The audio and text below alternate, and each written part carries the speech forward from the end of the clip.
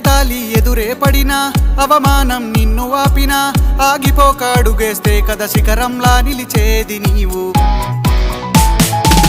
అడ్డంకులు ఎన్ని వచ్చినా అలసత్వం నిన్ను చేరినా తలబడుతూ నిలబడిదే కదా సమరంలో గెలిచేది నీవు.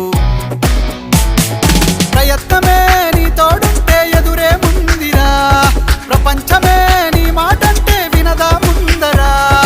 ఆ రోజే ఈ లోకం మొత్తం నీ వెంటే అడుగులు వేయగా ఏ నిమిషం నీ కోసం ఆగదు సోదరా.